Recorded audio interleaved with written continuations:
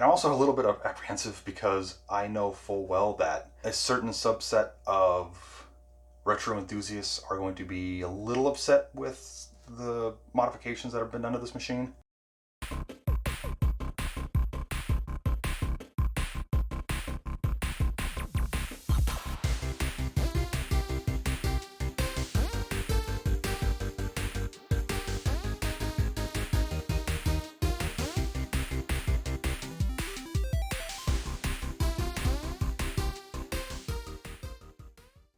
Hello everyone, welcome back to the channel, and in this video, yeah, I didn't have a Halloween video for this year.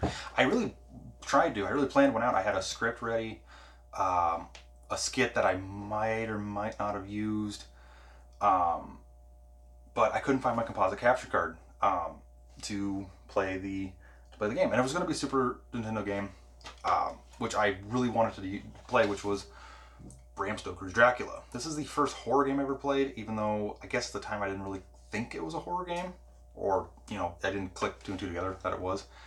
But yeah, that's the game I wanted to really play because it was the first one I ever played. One of the first ones I played on the channel to be that. So yeah, I could have played a couple horror games on the Xbox 360 or the Wii or the PS3 because I do have the HDMI capture card worked on my capture PC, but I still haven't found it. It's been a month and I still haven't found it. So I'm either going to I have a year to find it, I guess, until next Halloween or next October. So either get a different one or find it. So yeah, look forward to that, and I'm gonna make up for it by playing a lot more horror stuff in October next year. So, and yeah, I did try to just put the camera at the screen and just do it the old-fashioned way, like I did with the Nintendo multi-cart that I reviewed, oh God, a while ago. But for some reason, with this new camera I'm using, it's a Galaxy S9 Android device. For some reason, it kept trying to autofocus the white balance. So when I had it facing towards me, it kept autofocusing, which I think you saw in the Capture PC video. I thought I had a setting that fixed that, but unfortunately it messed up with the rest of the recording. So it gave it a really bad moire effect. In fact, like 80% of the footage I had was all black screen, basically. It was unusable, and I, tried redoing it, and it wasn't coming out good. So anyway, I just scrapped it. I'll fix this for next year. The main point of this video is talking about that and talking about some future restoration projects over the course of this winter and into spring, since, well, can't do much retrobreading outside. The main point of this video is me talking about some future restoration projects that I have now that it's becoming winter. It's now November 1st since I'm recording this. Let's talk about some future restoration projects. But first, to fix the ambient lighting. Orange is nice for fall, but in order to talk about the machines we need to restore, we need to give it a more appropriate color. Blue.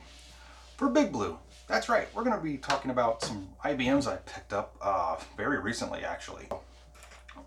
In the Bushel Apples video that I'll link here somewhere, I talked about this computer store that I go to once in a while, and they call me, if they ever find anything good, like old and retro. Well, it depends on who calls me. Like I said, if it's the younger employee, she seems to think that, oh, well, it's Windows Vista XP, he likes old stuff. If it's one of the guys who's been around for a while, he'll call me and say, oh, we got something with the Windows 95 or 98 sticker on it.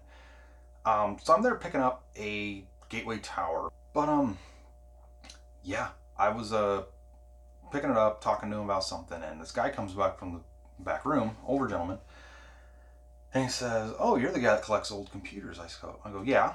He said, what kind of old computers, like 90s and that kind of stuff? I go, well, I 90s, yes, but I'm also trying to get into, I also have a bunch of 80s stuff I also want to collect. I have a few computers I want to get for my collection for the hoard down here that's in the other room, which is another thing that was taking up a lot of time, was building shelves in there for this stuff.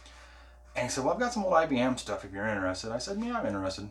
I wasn't thinking, because most of the time when somebody says IBM, it's like an Aptiva, or it's one of the last of the like Net Vistas or something. It's like, it's outdated, yes, old retro, sure, and it's iconic as IBM, but well. So anyway, I'm there picking up the Apple stuff. And he's there and he's like, hey, I've got the stuff at my new house here in town. And I went back over there a couple weeks later, and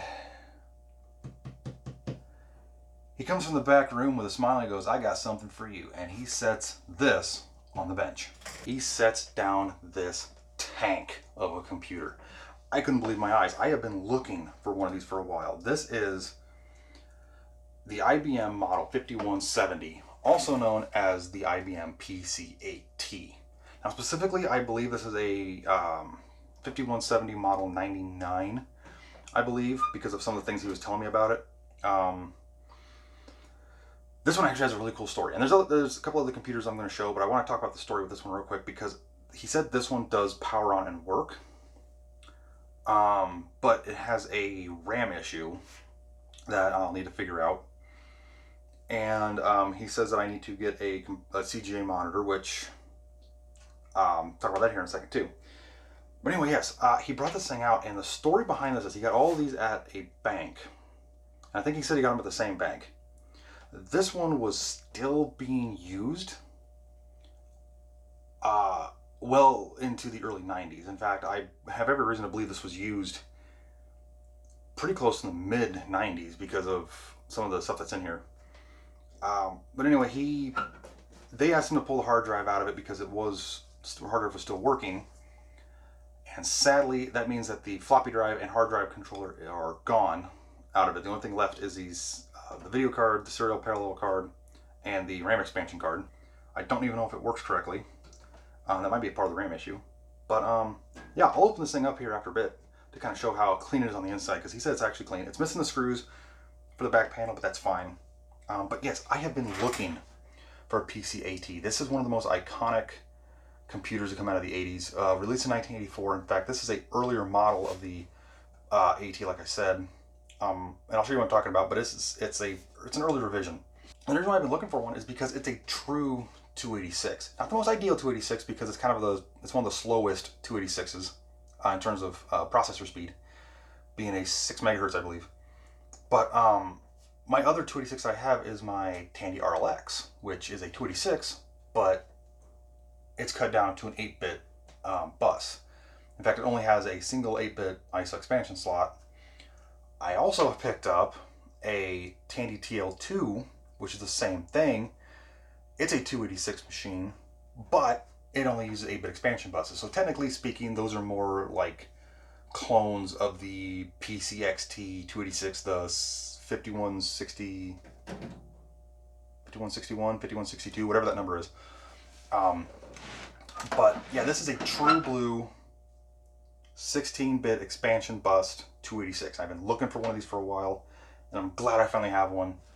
So yeah, I'm excited to get to the restoration of this. And also a little bit apprehensive because I know full well that a certain subset of retro enthusiasts are going to be a little upset with the modifications that have been done to this machine in the IBM purist sense. But yeah, anyway, let's talk about the next machine. He also set this on the bench.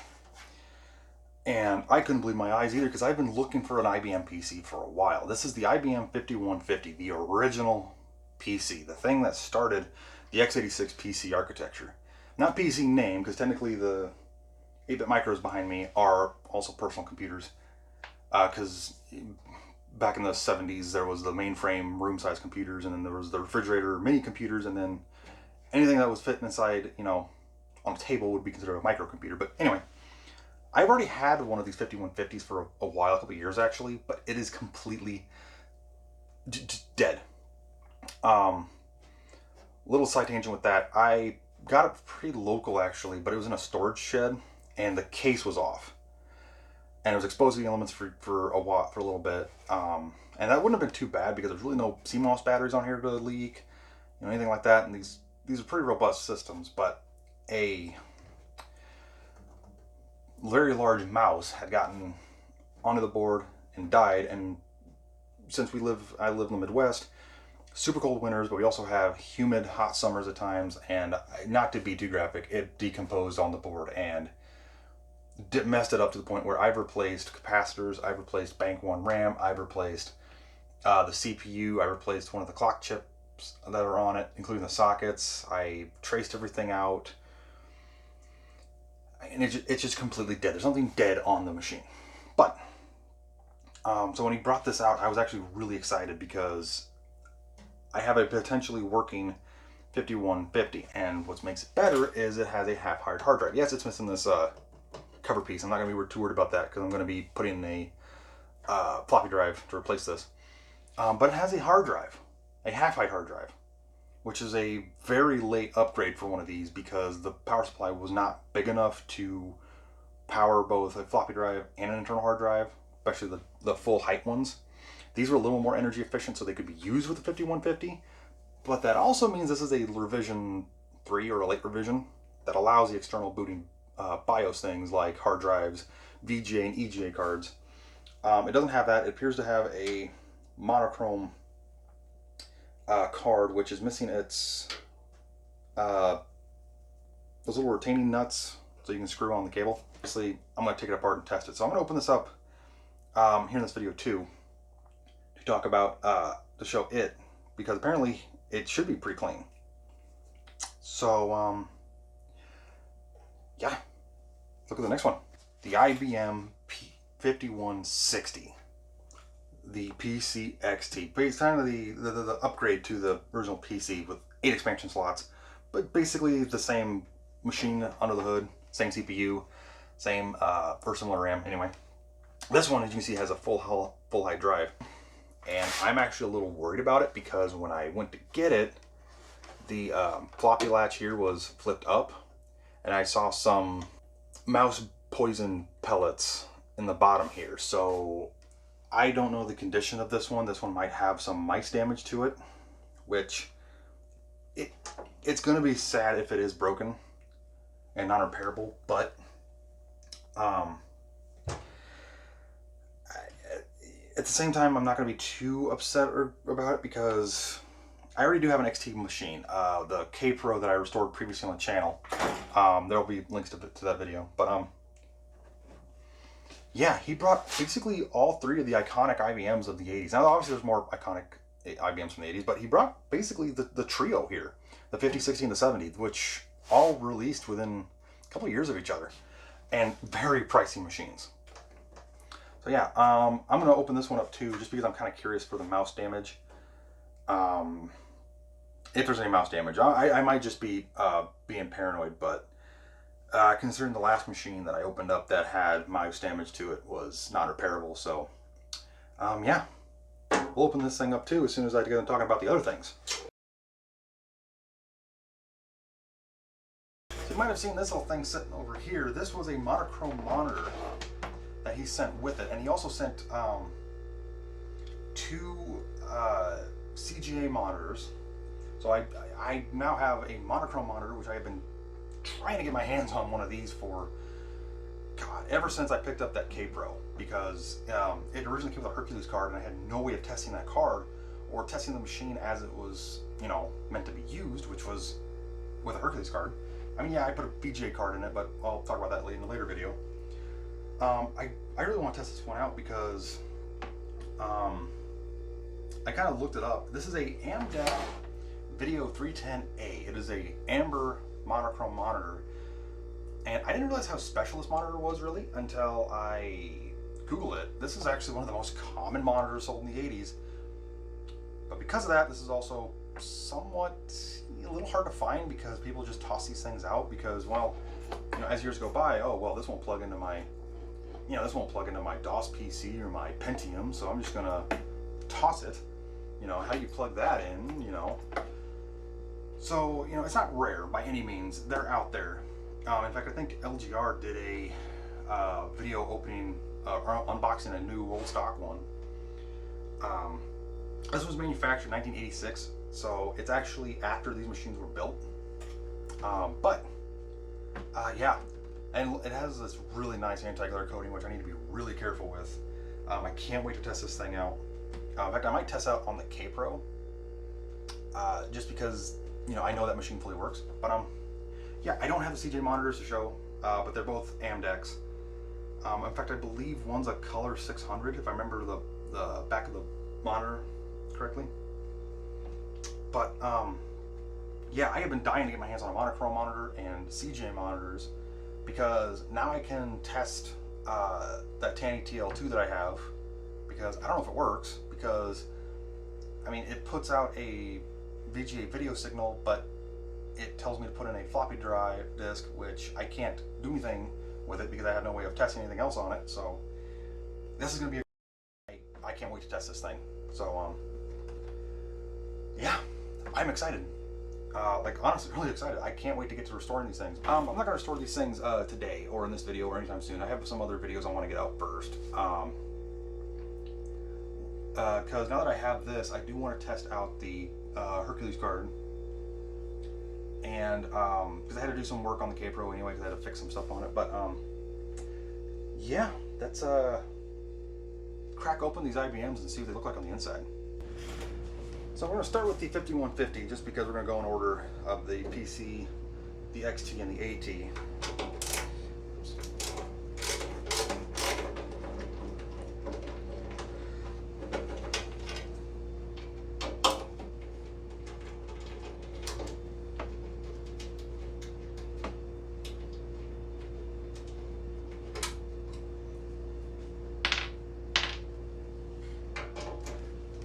I just realized every screw on this is a flat screwdriver. I might have to go grab one because I stupidly grabbed a Phillips, not thinking, oh wait, the last IBM I tore apart, that 5150, that old 5150 of mine. I didn't think about it, but that needed flat as well.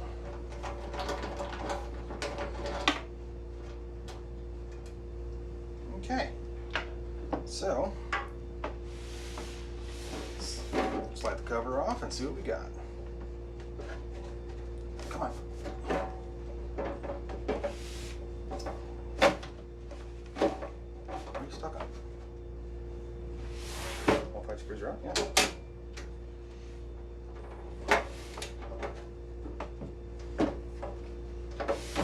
Why am I having a problem with this?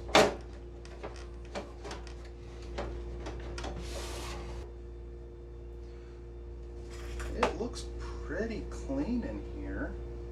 We have the, I'll bring the camera over here in a second. We have the MFM controller, which is a, we have a WD1002S-WX2 MFM controller. That looks, this thing is actually stupidly clean. We have the floppy controller card with a blue cable. I'll be honest, that's kind of different because the one in my other one was just gray. But they were both later models. Yeah, 600. This is a 63.5 watt power supply, so this would not power a full-size drive. Some sort of very large RAM card with a bunch of headers on it. Oh no, I might have spoke too soon about that being clean. That is not good. I mean, the rest of the board is actually spotless, but I'll show you what I mean here in a second. I was wrong. This is not a monochrome card. That is a Hercules card. Yeah, that's a Hercules clone card. Okay, so I'm going to bring the camera over and I'll show you what I'm talking about. Okay, so sorry for the shaky camera. But yeah, we have the MFM controller here. We have the half-hard hard drive, which is an ST213. Here's the floppy controller with that weird blue cable. We have this RAM card here with a bunch of connectors, and I don't know if you can see it down there, but there's a Varta battery. Looks like it got broken off at some point or corroded off. I hope there's no corrosion on the board. And we have this Hercules card, which is missing the little hold downs. So, but yeah, as you can see, the rest of the board is actually pretty clean. It's a 64K to 256K CPU board, and the CPU is a NEC. Is it upgraded? No, 8088D. Okay. No Mathco, which is fine. Looks like a full complement of RAM, which I think it actually has to have in order to boot. I think that's the problem with this later revision BIOS was it doesn't matter where you set the dip switches, it has to have all banks populated, which is a bug. So yeah, let's pull these cards out and see what the damage is. I hope there's no corrosion on the board. I suppose I probably could be doing this when I get to the restoration, but I'm kind of curious because actually I'm not going to pull all the cards out. On second thought, I'm not going to pull the card out. I'm just going to pull this RAM card out. I want to make sure there's nothing bad going on there.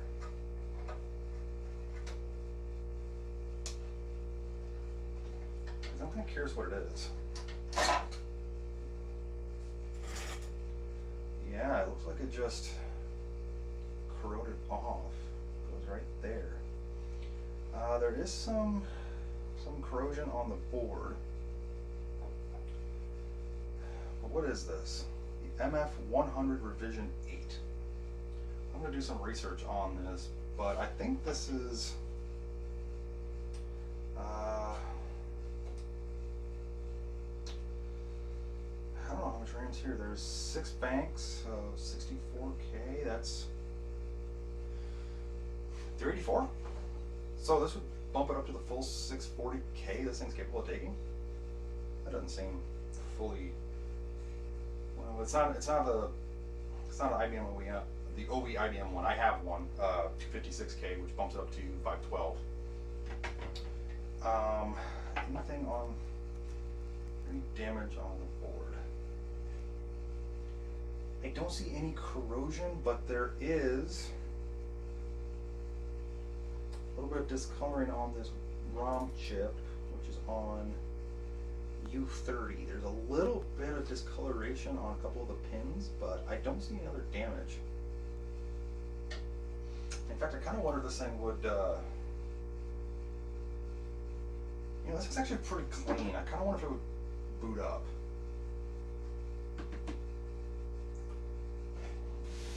Okay, since the screws are already out of this one's going to be pretty easy.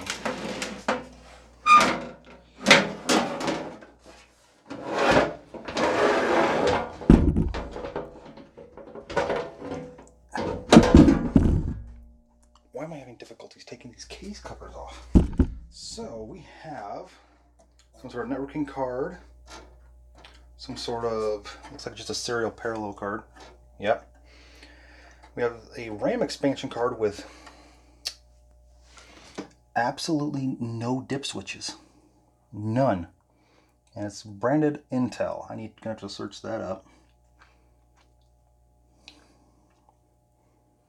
Looks like it's got room for a lot of RAM chips. I'll kind of turn it so you guys can see it. Looks like there's space for a lot of RAM. I'm not sure how much this thing takes. And then we have the IBM CGA card, which is kind of interesting. The hard drive is gone. This little, looks like there was something here. Yeah, the floppy controller and hard drive controller is gone. It does have a battery here. Alkaline computer battery.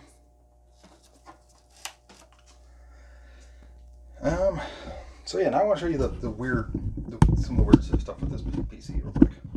These are weird piggyback style RAM, and they're 128K each. So this thing should have 512K, but it doesn't. He said there's a RAM issue. I need to figure it out. I'm not going to figure it out in this video right now because I spent way too much time on the 5150. But right here, this is what's going to upset the purists. These are the IBM BIOS was replaced. There's supposed to be 4 BIOS chips. Later ones had 2 BIOS chips.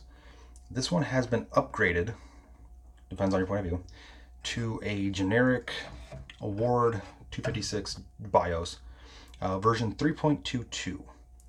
And it's dated on the chip 1985.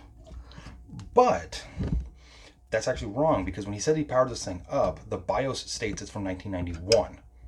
Yeah, that's impressive. What also is really interesting is here's the CPU. It is a 286-6 with a 12 megahertz clock, so it's locked at 6 megahertz, but it's got an X on it. I don't know what that exactly means. Space for the math coprocessor, the switch. Yeah, and the reason why I'm not powering this thing up right now is because I want to do some more research on this part here and see what it is. I'll do that in a future video. So, yeah, let's take a look at the next one. So yeah, I'm kind of curious about the 5160 here because there was the potential of there being a mouse in here, and that absolutely just is not good.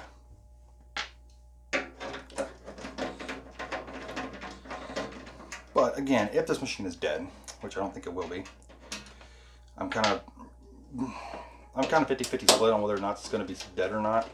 Because yes, these older systems are somewhat robust, but they have enough quirks and bugs that it could be something stupidly minor that would keep this thing from working. Oh. Okay. Oh. Hi everyone. It is it's the next day. In fact, it's been a few days. It's now the 3rd or 4th, if I remember correctly. Yeah, there was a mouse nest in here. Right here, right over the CPU, right over slot 8. Yeah, I immediately stopped recording, took this thing into work, vacuumed it out, and it's been sitting at work for a few days just to make sure. So, yeah, this thing's actually very disgusting on the inside. This one's gonna need a full restoration. I don't know if it's gonna work, but so far, there's the floppy controller card and a very large full-size MFM controller card for this full double height drive. God, this thing is nasty. We have a RAM card here that's not even bolted to nothing. It doesn't even have a backing plate.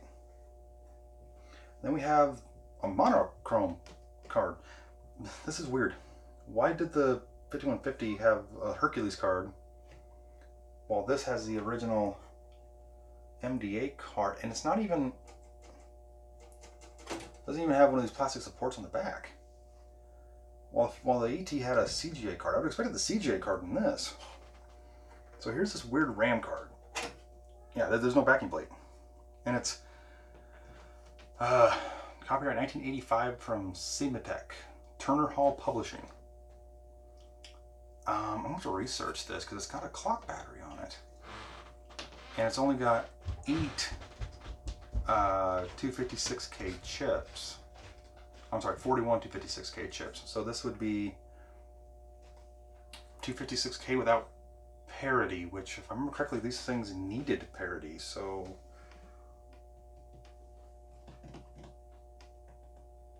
can't explain it, but it's also a 256K board. So this thing would have 512K. That makes, okay. I'm gonna put, wrong slot. It's in this slot.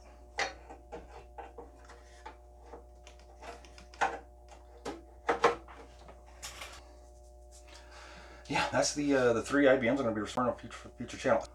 Why would it have a possibility of having 640K with a Hercules card while the XT has a monochrome card and a total of 512, while the AT has a massive RAM issue apparently and has a CGA card? It's kind of like somebody was mixing and matching parts at whatever bank this came from. But anyway, yes, that's the